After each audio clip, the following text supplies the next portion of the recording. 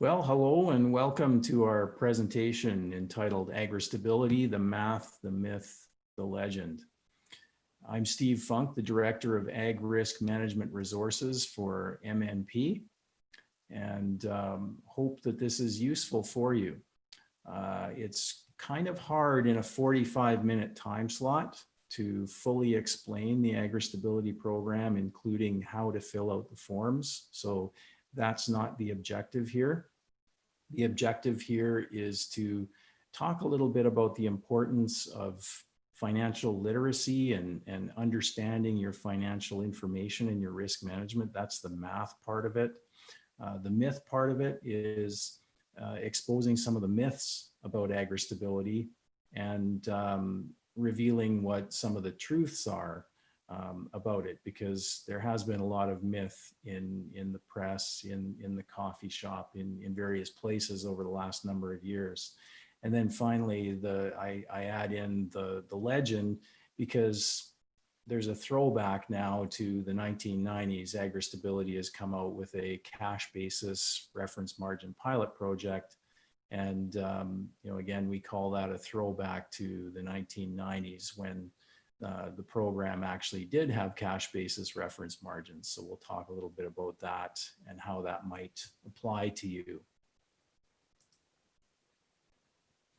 So we titled the presentation, The Math, the Myth, the Legend, and I'm going to upset the ordering of that right away because I think it's important, first of all, to debunk some of the myths about agristability. Because forgetting what you might have heard and maybe even repeated over the years isn't going to be easy. So hopefully this is a start to that. So as I go through a couple of these slides here, I'm going to focus first of all on the definitions at the bottom, because the definitions are very important to understand. And you need to understand the definitions in order to understand the myths and the facts that I'm going to present. So here on this slide, two definitions. One is reference margin. Reference margin is basically your coverage level for the agristability program. It's based on the previous 5 years with the high and low year dropped. Reference margin limiting is a program feature where that coverage level gets arbitrarily adjusted downwards, making it harder to qualify for payments. So it's very important to understand that reference margin limiting, because that is a program feature that has resulted in a lot of negativity towards the program. And it's something that's not very well understood.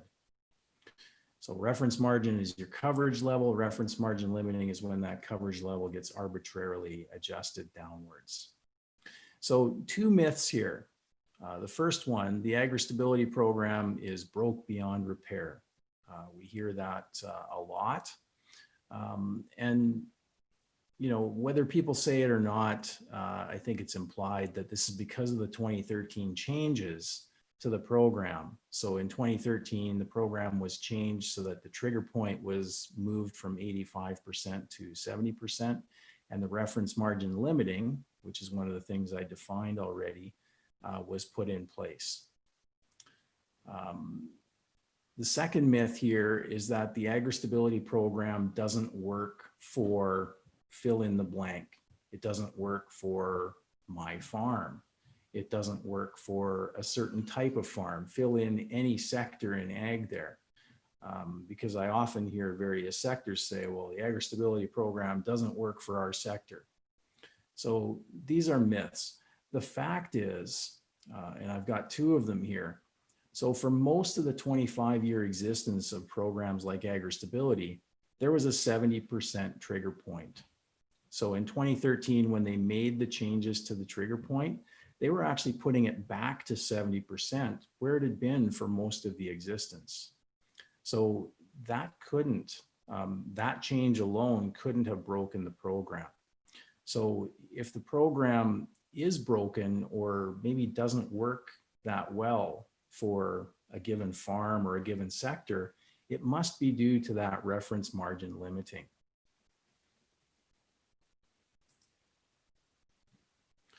Okay, so here we're going to build upon that. I've got a couple more important definitions. So program margin, the program margin for the Agristability program is your current year result. So your current year result gets compared to that coverage level or reference margin to see if you trigger a payment. If the current year drops by more than 30% relative to that coverage level, you get 70 cents on the dollar to help compensate you for your losses. And then in looking at the program margin and the reference margin that we've already defined, it's important to understand eligible revenues and eligible expenses. So eligible expenses and eligible revenues are the things that make up that program margin and reference margin. And they are basically the direct input costs, eligible expenses, and sales of agricultural commodities, so eligible revenues. So those are the things that make up the program margin and the reference margin. So going to the myth here now, the Agristability program requires a 30% drop in revenue in order to trigger. So that's a myth. That is not true. The fact is that the Agristability program requires at least a 30% drop in program margin relative to the reference margin. So that current year result relative to the reference margin, you have to drop by at least 30% in order to trigger. So that usually equates to a much lower drop in revenue required in order to trigger. Okay, so what I'm explaining here is the difference between a drop in margin versus a drop in revenue. And a lot of people misunderstand this thing about the drop in revenue. They think a 30% drop in revenue is required in order to trigger Agristability. So this is a very important visual that we've used to explain this thing about revenue drops. So we entitle this our revenue drops required to trigger Agristability graph. And here we've taken some of these components of that reference margin or that program margin, so namely the eligible expense and the eligible revenue, and we use that to calculate a ratio. So we look at that reference margin, we look at the eligible expense in there on average compared to the eligible revenue, we calculate a ratio between 0 and 1. And we can plot any given farm on this graph. So depending on where their eligible expense to eligible revenue ratio sits, if it is a 0.8, then we look directly up from 0.8, and that farm requires a 6% drop in their revenue in order to trigger Agristability benefits. So a 6% drop in revenue equates to a 30% drop in margin for that farm. And so the interesting part about this graph is that the shape of it. So if you look at the part of the graph that has the dots on it here, it slopes up slightly here. Then it gets a much steeper slope, and then it gradually tapers off here at a slope that's greater than the original slope. What this represents is that reference margin limiting. So where you see me make mention of it here, RML, that's reference margin limiting. So in this area of the graph, there is no reference margin limiting. In this area of the graph, reference margin limiting is starting to apply. And in this area of the graph, reference margin limiting is capped. So under the Canadian Ag Partnership, which started in 2018, there was a cap put on that reference margin limiting. So it had the impact of, rather than this line extending up into the sky here, it leveled it out. And so what the graph shows us is that there's some farms that require a very little or single digit drop in revenue in order to trigger benefits, whereas there's other farms that might require a 38% or 40% drop. And what we try to do is we try to categorize these farms into 3 groups. So I've got them listed here, group 1, group 2, group 3, as to whether they are a high cost structure, whether their eligible expense to eligible revenue ratio is high, versus a low cost structure where the eligible expense to eligible revenue ratio is low. And the 3 groups you can see here in the key. And I've put them in alphabetical order. In earlier versions of this graph, which some of you might have seen, we actually tried to plot these various sectors on here, and it led to people looking at it and sometimes debating, well, should this one be to the right of that one, or where should it really be? It's hard to generalize, and so I've generalized to the extent that I could by putting these sectors in various groups and just saying, well, this group 1, tends to have a very high cost structure. They require a very low drop in their revenue to trigger agristability. Group 2 is probably the most important one in terms of it needs to be watched on a year-by-year basis, because group 2, it might be limited, might have the cap on the limiting, or it may not be limited. And this varies from year to year. So just because somebody has a limited margin one year doesn't mean that they have a limited margin every year. So group 2 needs to be watched on an annual basis to see where that margin, where that reference margin or coverage level is heading. Is it limited? Is it going to be limited in the future? Okay, and then the final myth here is the agristability program needs to include more expenses to be beneficial for my farm. Again, this is a myth, and this myth we believe is a symptom of reference margin limiting. And I think chasing it could do damage to various farms' coverage level.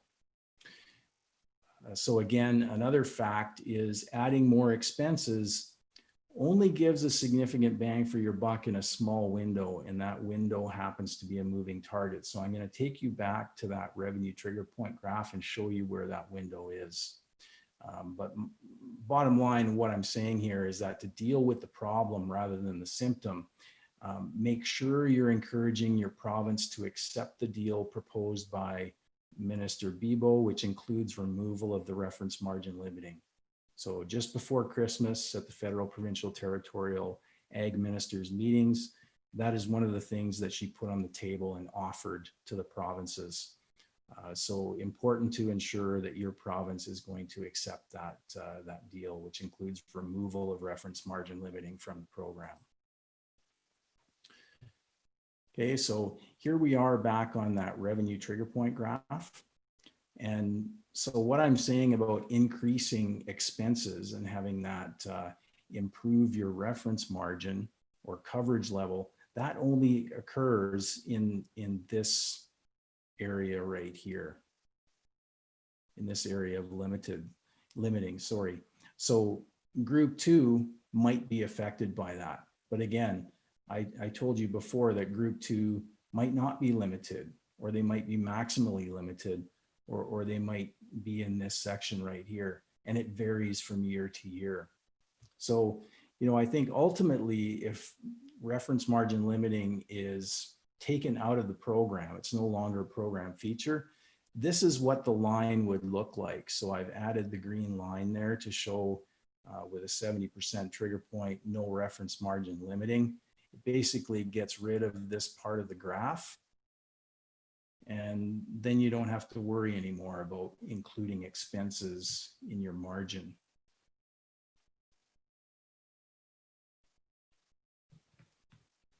And sorry, one more myth here, that the Agristability program is too expensive. So to that, I'm going to refer to a New Brunswick Cattle Producers and Beef Farmers of Ontario study that we were commissioned to do. So we studied 6 farms, 3 feedlots of various sizes. So you see the sizes there, 300 head to 3,000 head marketed, and 3 cow-calf operations of various sizes. So 40 cows to 150 cows, all of which had cropping operations as well. And So the facts that we found is that the fees, and when we talk about fees for agristability, we have to talk about the fee that's paid to the government to participate, and also potentially an accounting fee to prepare the application. So the fees on these 6 farms ranged from $813 to $4,433. That's a combination of the government fee and the accounting fees. For $813, that farm was potentially eligible for tens of thousands of dollars of benefits. And for $4,433 on the opposite side of the spectrum, the farm was potentially eligible for hundreds of thousands or millions of dollars of benefits. So that is some very cheap insurance. And in fact, in all cases, the annual Agri-Invest, so different program I'm talking about now, the annual Agri-Invest matchable deposit was enough, more than enough to cover the fees. So, rather than saying the program is too expensive, it is some very cheap insurance compared to when you look at the cost benefit and what's potentially available for what you're spending on it. Okay, I'm now going to move to the math section.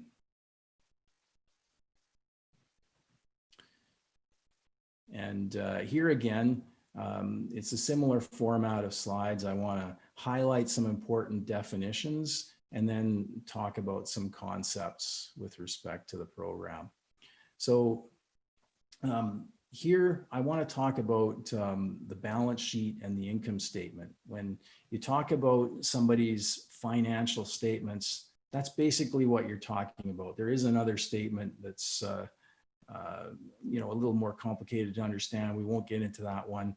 The core of people's financial statements are the balance sheet and the income statement. So what is a balance sheet? What is an income statement?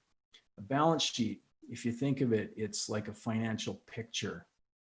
It's like taking out your iPhone, taking a picture. It's a picture of the assets under management, the liabilities owing on those assets, and the net equity or actual ownership of the assets at any point in time. So that's why I say it's like a picture. A picture captures what something appears to look like at a point in time, and that point in time only. The income statement is more of a movie. So it's the video feature on the iPhone. It's a financial movie of revenues or sales, less expenses or costs over a period of time, usually a fiscal year. The net income or loss for that period will actually feed into the balance sheet. So what that income or loss is changes how that balance sheet appears from the beginning of the year to the end of the year. So you might have more or less assets, you might have more or less liabilities, more or less equity, depending on what that income performance was for the year. So now that you understand what a balance sheet and income statement are, I'll talk about the purpose of the Agristability program. And I'm paraphrasing here, so this is my own quote. The Agristability program covers production losses, market price declines, and eligible cost increases in such a way that the viability of the farm is maintained through restoring a portion of the lost income and or margin. And so you can see right away from this program purpose statement, it's hard to understand the purpose of the program without understanding a little bit about financial statements, because it does talk about lost income, which is one of the things that I get into defining when I define the income statement. It also talks about viability, and viability really is an issue of financial literacy. So you can only assess viability in relation to the strength of the farm's balance sheet and the size and consistency of the income stream that is feeding back into that balance sheet every year. So understanding agristability requires an understanding of your own financial record keeping and having a good record keeping system. Again, another definition here is accrual accounting. So this is kind of a tough one to understand. I've defined it here, quickly in 3 lines. It's keeping track of your business in such a way that you know the value of your production and are able to match the proper costs with that production. So whether you've paid for those costs or not, whether you've sold that production or not, you know the value of it, you've matched the costs with it, and you determine the income or loss for the fiscal year and know what your net equity is at the end of the year. So irrespective of your cash flows, what's the value of production and what are the costs associated with it? So this is important because when you look at the 25-year history of Agristability and similar programs, you see a very early policy shift towards accrual accounting. So understanding accrual accounting is one of the keys to understanding Agristability and how to use it. So just some questions for you. Do you have accrued financial statements? And do you understand your accrued financial statements? And the reason I'm asking these questions is that currently the coverage level, so that reference margin, and the program margin, that current year performance for Agristability, are on what's called a modified accrual basis. And so it's kind of hard to understand how those calculations work unless you understand accrual accounting and financial statements to a certain extent.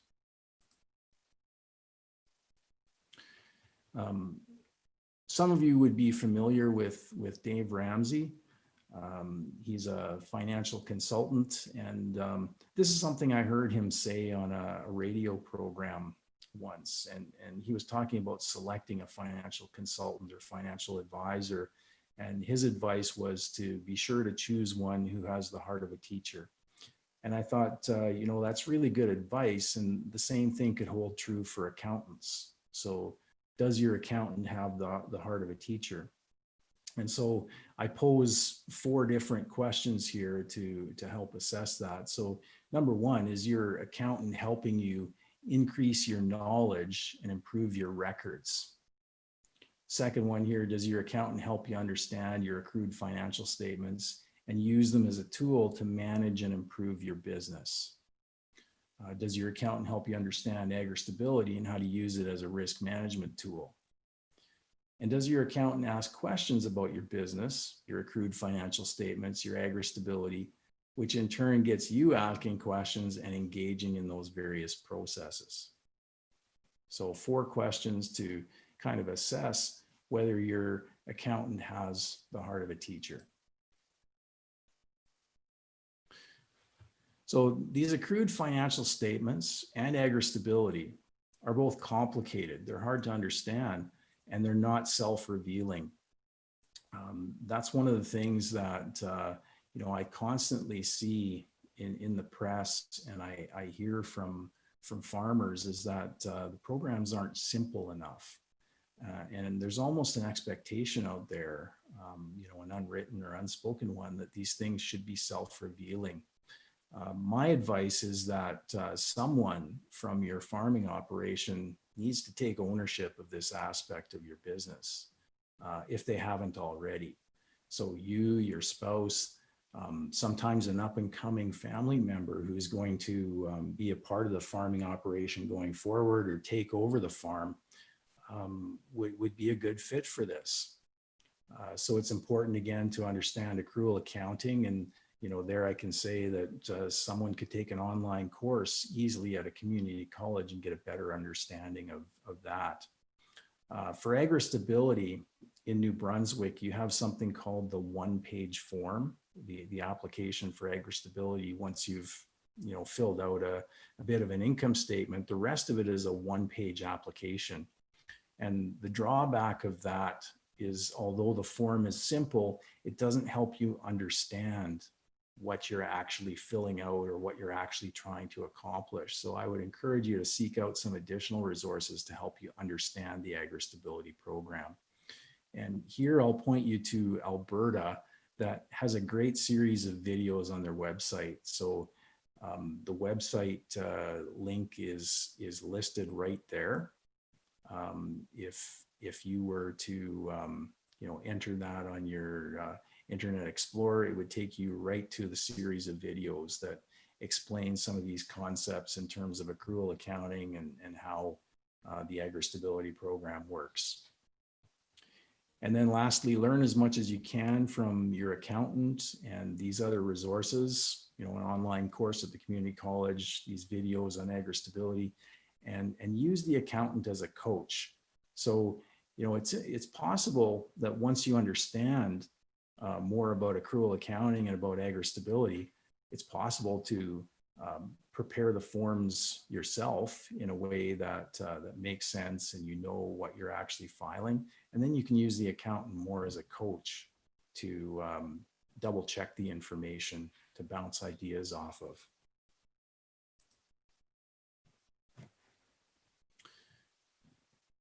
So going forward here on the math, I thought I'd summarize the 4 most frequent problems with these Agristability applications.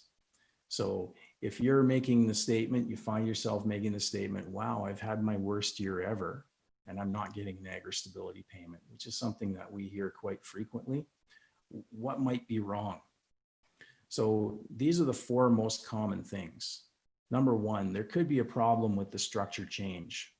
So structure change is Agristability's attempt to make sure that that program margin or current year information is for the same size of farm as the reference margin. So if in the last 5 years, you had a certain size of farm, and let's say in the current year, you doubled the size of your farm, well, something has to happen with that reference margin to adjust it accordingly so that it's an apples to apples comparison with your current year. Otherwise, you'd be comparing results from a farm that was half the size with something that was double the size, and it would be very difficult to trigger benefits. So structure change adjusts that reference margin or coverage level to make sure it's the same size of farm as your current year. So first problem that there could be with Agristability calculations is there's a problem with structure change. You can request the structure change detail calculations from Agriculture and Agri-Food Canada and review the productive units to make sure they're accurate. Second type or second most common thing is allocation errors between eligible and non-eligible income and expenses. So far in this presentation, I've spoken only about eligible income and expenses. There's also non-eligible items. So if we're talking about non-eligible expenses, it's anything relating to capital. So rent, interest, depreciation, repairs are non-eligible. Those items are not included in the calculations of the Agristability coverage level or program margin. So if there's allocation errors between your eligible and non-eligible income and expenses, you're not going to have proper coverage level calculations or current margin calculations, and it's going to throw those off. So it's important for you to learn what the various eligible and non-eligible items are and set up your record keeping so they're kept separate. Thirdly here, inventory sometimes isn't priced correctly. And this often happens for what we call non-published commodities. Usually the government has a price list that they publish for Agristability commodities, but there's a lot of items that aren't on that price list. So if you grow or produce some of those items, it's always important to provide a price for these non-published commodities and to send in the support for the price as additional information with your application. Otherwise, the government assigns prices, which they're usually fine with until you qualify for benefits, and then they'll go back and start adjusting the prices. It makes it very unpredictable for you. So always provide a price for commodities, and if they're non-published, if the government doesn't have it on their price list, send in support for the price. And then finally here, the accrual adjustments might be wrong. So this is where you can learn something about accrual accounting and utilize a method of preparing the Agristability application that will incorporate some checks and balances similar to what I referred you there with those Alberta videos. So the coverage level and the current margin are adjusted for inventories, accounts receivable, accounts payable, and prepaid expenses. So if you don't understand what those things are, those are all concepts, those are all things, adjustments that help adjust cash basis information to accrual basis. So again, you need to understand something about accrual accounting. Now, in any case here, I've got an asterisk statement here. If mistakes were made on your Agristability application, you have 18 months to correct them by adjustment request. So you'll get an assessment. It's called a calculation or confirmation of program benefits. You have 18 months from that original confirmation of benefits. Sometimes there's multiple confirmation of benefits on the same year. It's 18 months from the original one to correct by adjustment request. So it's a generous period, and it's a matter of looking at some of these various things that could go wrong, maybe bouncing them off an accountant, somebody that might be able to spot these things quickly. And so finally, we get into the legend. And, as I said in the introduction, the legend I'm referring to is that cash basis reference margin pilot project, because it really is a throwback to the 1990s. The programs started out as cash basis, and they very quickly went to accrual. And now the government is giving you an option to go back to cash basis for a couple of years. So there was an original Ag Canada announcement that said, if you farm in Manitoba, New Brunswick, or Newfoundland and Labrador and filed your taxes on the cash basis, you can take part in a new pilot for the 2020 and 2021 program years. Under the pilot, you can have your reference margin based on the cash income and expenses you report for income tax purposes with no accrual adjustments. The purpose of the pilot is to make it easier for new and returning participants to apply for benefits by reducing the amount of historical information they need to provide, and to gauge existing producers' interest in having their reference margin based on the cash versus accrual basis going forward. In order to assess the impacts of the pilot, participants who elect to join the pilot in 2020 program year will be required to participate in it for 2020 and 2021 program years. So this is a fairly confusing announcement. And the thing that has made it even more confusing is that since that original announcement, they have also opened the pilot to existing participants. I mean, they do refer to existing producers in this original announcement, but the original announcement didn't apply to existing participants. Regardless of which category you fit in, and I'll go over what these various categories are and how to determine which one you fit in. But the whole question about a cash basis reference margin pilot project is easy or better. So this project is supposed to make it easier to apply for the program. And the question you have to ask yourself is, well, do you want it to be easy, or do you want your coverage level, your reference margin, to be as high as possible? If it was me and my farm, I'd want the reference margin or coverage level to be as high as possible. And that might require, a little more effort in the filing. There's no easy way to answer the question of whether cash or accrued based coverage level is better. It varies on a farm by farm basis. It varies from year to year. You have to do the math. So it's very hard to generalize on this.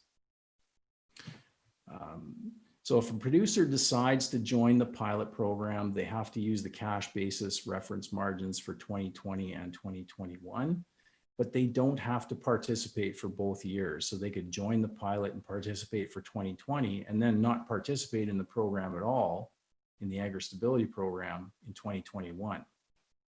But if they do participate in Agristability in 2021, they have to use cash basis reference margins, as I already said.